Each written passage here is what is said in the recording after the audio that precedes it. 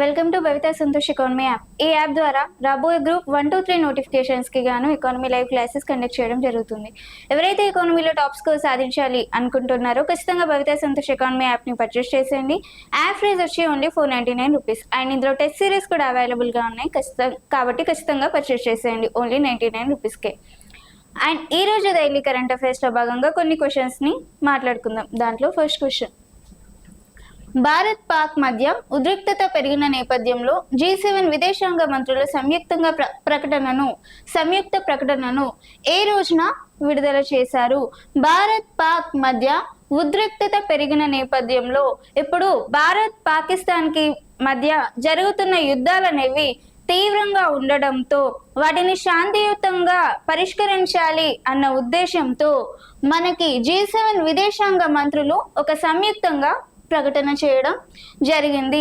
మరి దీనికి సంబంధించి ఈ ప్రకటనను ఏ రోజున విడుదల చేశారు అంటే 9th May 2025 విడుదల చేయడం జరిగింది. భారత్ పాక్ కి మధ్య పహల్గామ్ దాడిలో భాగంగా తీవ్ర యుద్ధాలు అనేవి జరగడం జరిగింది. ప్రతిఘటన చర్య సందర్భంగా ఆపరేషన్ సింధూర్ ప్రకారం చాలా వరకు ఉద్రిక్తలు అనేవి చాలా పెరిగిపోవడంతో G7 విదేశాంగ మంత్రులు సంయుక్తంగా మరి G7 విదేశాంగ మంత్రుల్లో ఎన్ని దేశాలకు సంబంధించి మంత్రులు ఇందులో పాల్గొని సంయుక్త ప్రకటనను విడుదల చేశారు అంటే సుమారుగా 7 దేశాలు G7లో విదేశాంగ మంత్రులు ఫ్రాన్స్,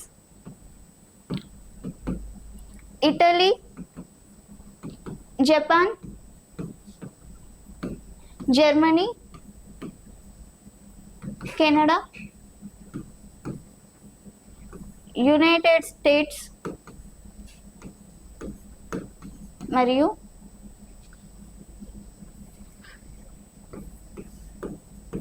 యునైటెడ్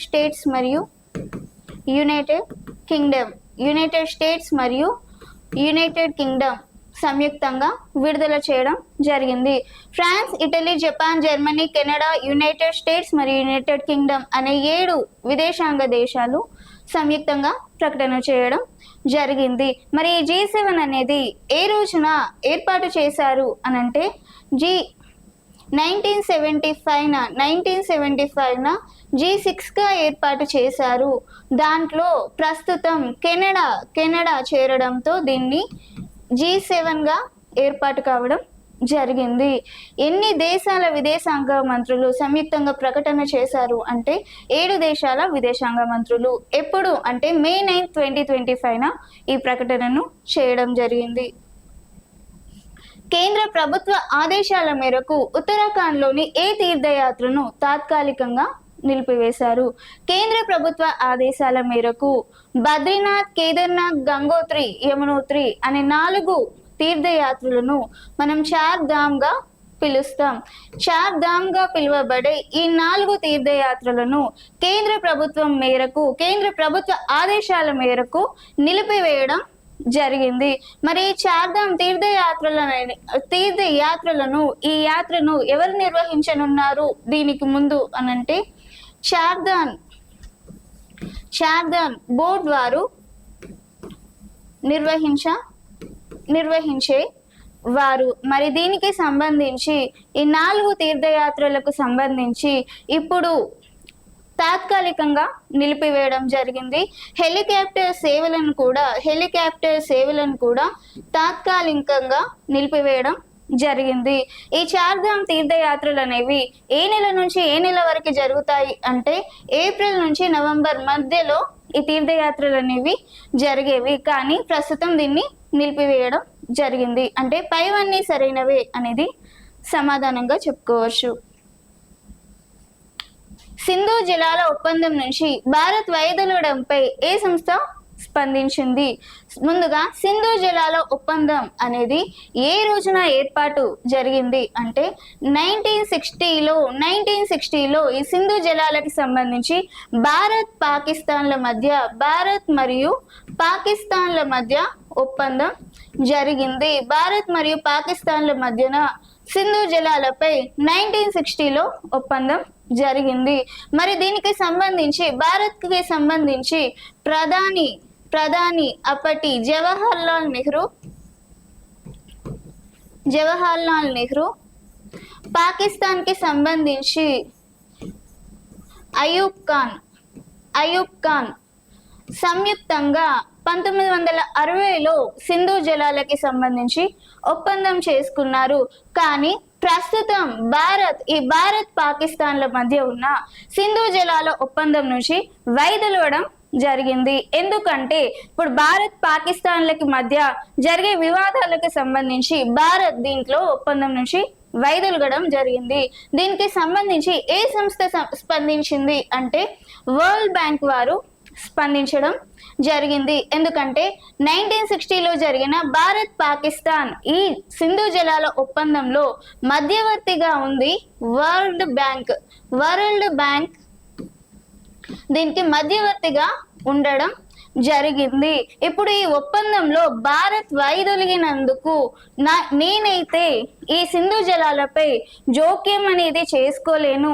ఎందుకంటే నేను ఒక సహాయక సభ్యత్వంతో ఉన్నాను, కానీ నేను అయితే దీనికి సంబంధించి ఏ జోక్యం చేసుకోను, సింధు జలాల ఒప్పందానికి సంబంధించి నేను ఏ జోక్యం చేసుకోను అని చెప్పి వరల్డ్ బ్యాంక్ దీనికి సంబంధించి నివేదిక ఇవ్వడం జరిగింది. మరి ఎవరు వెల్లడించారు దీనికి సంబంధించి వరల్డ్ బ్యాంక్ కి సంబంధించి అంటే వరల్డ్ బ్యాంక్ అధ్యక్షుడు అజయ్ బంగా గారు దీనికి సంబంధించి స్పందించడం జరిగింది. భారత్ వైదొలిగినంత మాత్రాన భారత్ వైదొలిగితే ఈ సింధు జలాల ఒప్పందం గురించి నేనైతే జోక్యం చేసుకోలేను, ఎందుకంటే నేను ఒక సహాయక సభ్యత్వంతో మాత్రమే ఉన్నాను అని చెప్పి వరల్డ్ బ్యాంక్ అధ్యక్షుడు అజయ్ బంగా గారు చెప్పడం జరిగింది.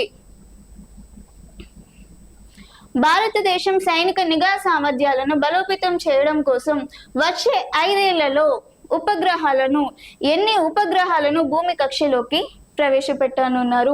భారత సైనిక నిఘా సామర్థ్యాలను సైనికానికి సంబంధించిన నిఘా సామర్థ్యాలను బలోపేతం చేయడం కోసం ఎన్ని ఉపగ్రహాలను భూకక్షలో ప్రవేశపెట్టనున్నారు అంటే 52 ఉపగ్రహాలను భూకక్షలో ప్రవేశపెట్టనున్నారు. మరి దేనికోసం ఈ ఉపగ్రహాలను ప్రవేశపెట్టనున్నారు అంటే త్రివిధ దళాల కోసం మరియు సరిహద్దుల పర్యవేక్షణ కోసం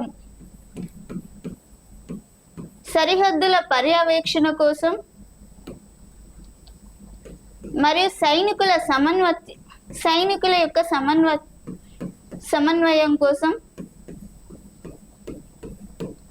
శత్రు దాడుల కదలికలను తెలుసుకోవడం కోసం, శత్రు దాడుల కదలికలను ముందుగానే తెలుసుకోవడం కోసం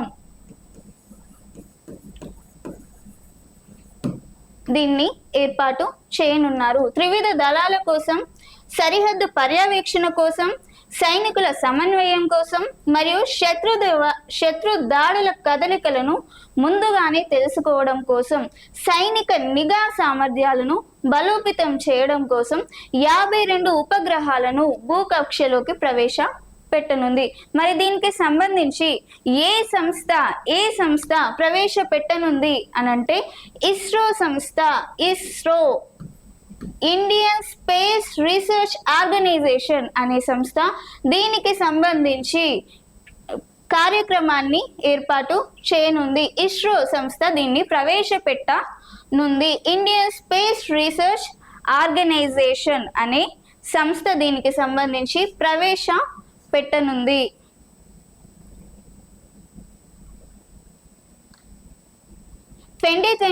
THC నివేదిక ప్రకారం భారత్ హిమాలయ ప్రాంతాల్లో సేకరించిన ప్లాస్టిక్ వ్యర్థాలలో ఎంత శాతం రీసైక్లబుల్ ప్లాస్టిక్ ఉన్నట్లు వెల్లడించింది. హిమాలయ క్లినిక్ 2024 THC నివేదిక ప్రకారం హిమాలయ ప్రాంతాల్లో ఎన్ని ప్లాస్టిక్ వ్యర్థాలు ఉన్నాయని వెల్లడించింది. అంటే దాదాపుగా 71% ప్లాస్టిక్ వ్యర్థాలు ఉన్నట్లు వెల్లడించడం జరిగింది. రీసైక్లబుల్ ప్లాస్టిక్స్ ఉన్నట్లు వెల్లడించడం జరిగింది. మరి దీనికి సంబంధించి సింగిల్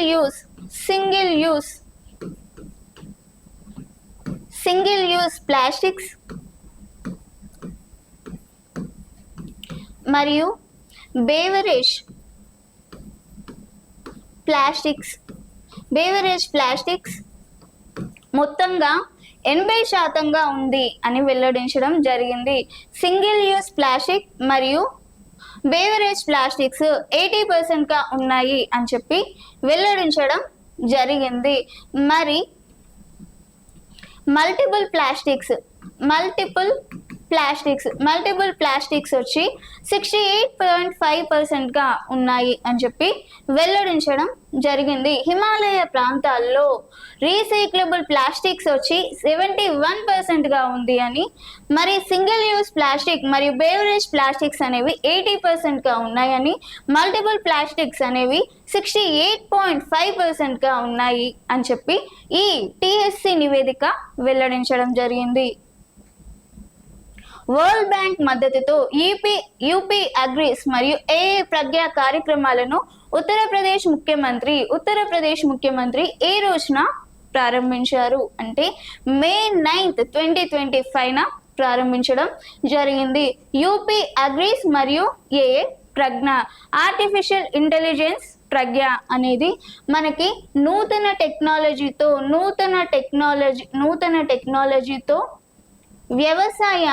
వ్యవసాయ ఉత్పత్తిని మరింత పెంచడం కోసం దీన్ని ప్రారంభించారు. ఎవరు? యూపీ ప్రభుత్వం ప్రారంభించింది. రైతులకు మద్దతునిస్తూ వ్యవసాయ ఉత్పత్తిని మరింత పెంచడం కోసం, ఈ ఏఐ టెక్నాలజీ ద్వారా మరింత పెంచడం కోసం ఈ యూపీ ప్రభుత్వం ప్రారంభించింది.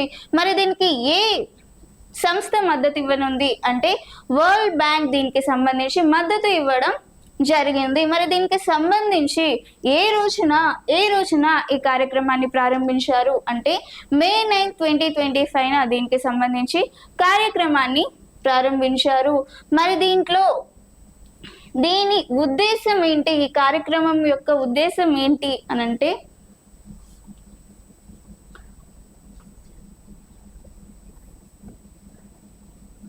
వ్యవసాయ ఉత్పత్తిని మరింతగా పెంచడం. స్టార్టప్ల కోసం ఏర్పాటు చేసిన క్రెడిట్ గ్యారంటీ పథకం సిజిఎస్ఎస్ విస్తరణ గ్యారంటీ పరిమితి ఎంతవరకు పెంచింది? వ్యవసాయ స్టార్టప్ కోసం ఏర్పాటు చేసిన క్రెడిట్ గ్యారంటీ పథకం credit guarantee scheme for startups అనేది ఎంతవరకు పెంచింది అనంటే, ఒకప్పుడు దీన్ని క్రెడిట్ గ్యారంటీ పథకాన్ని అక్టోబర్ 22లో ఏర్పాటు చేయడం జరిగింది. మరి గ్యారంటీ పథకానికి ఈ గ్యారంటీ పరిమితిని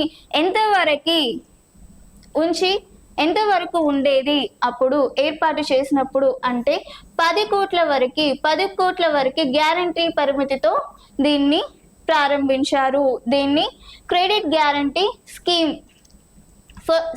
ఆఫ్ స్టార్టప్స్ ని 10 కోట్ల పరిమితితో ప్రారంభించారు అక్టోబర్ 2022న.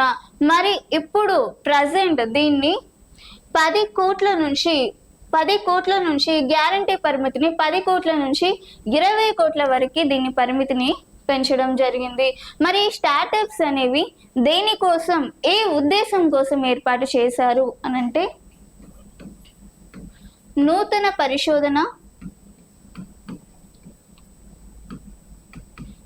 పరిశోధన మరియు తయారీ రంగ అభివృద్ధి కోసం మరియు వికసిత భారత్ లక్ష్యంగా నూతన పరిశోధన కోసం, తయారీ రంగ అభివృద్ధి కోసం మరియు వికసిత్ భారత్ లక్ష్యంగా ఈ స్టార్టప్లని ఏర్పాటు చేశారు. ఈ సిజిఎస్ఎస్ పథకాన్ని ఏ రోజున ప్రారంభించారు అంటే అక్టోబర్ 22న ప్రారంభించడం జరిగింది. ఎన్ని కోట్ల పరిమితితో ప్రారంభించారు అంటే 10 కోట్ల పరిమితితో ప్రారంభించారు. మరి ప్రస్తుతం ఈ పరిమితిని ఎంతవరకు పెంచారు అంటే 20 కోట్ల వరకు పెంచడం జరిగింది. మరి ఏ ఉద్దేశంతో వీటిని ఏర్పాటు చేశారు అంటే నూతన పరిశోధన, తయారీ రంగ అభివృద్ధి మరియు వికసిత్ భారత్ లక్ష్యంగా దీన్ని ఏర్పాటు చేశారు. 8th క్వశ్చన్, రాబోయే 5 ఏళ్లలో భారతీయ భాషల్లో 22,000 పుస్తకాలను తీసుకొచ్చేందుకు యూజీసీ విద్యాశాఖ సంయుక్తంగా ప్రారంభించిన ప్రాజెక్ట్ పేరేంటి అంటే ప్రాజెక్ట్ అస్మిత. ప్రాజెక్ట్ అస్మిత అంటే రాబోయే 5 ఏళ్లలో భారతీయ భాషని పెంపొందించేందుకు ఉద్దేశంతో, భారతీయ భాషను ఇంకా పెంపొందించేందుకు ఉద్దేశంతో ఈ ప్రాజెక్ట్ని ప్రారంభించారు. మన భాషలోనే పుస్తకాలు రావాలి అన్న ఉద్దేశంతో ఈ ప్రాజెక్ట్ అస్మిత అనే ప్రాజెక్ట్ని ప్రారంభించారు.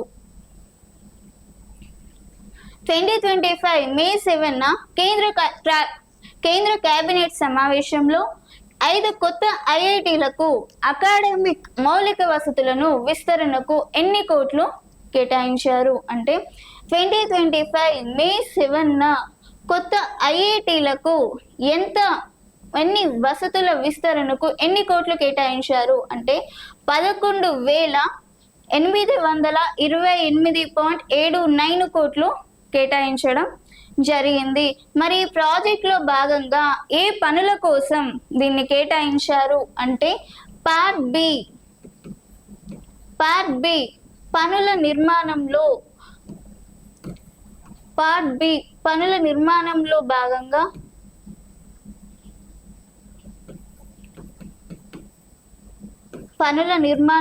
భాగంగా కేటాయించారు.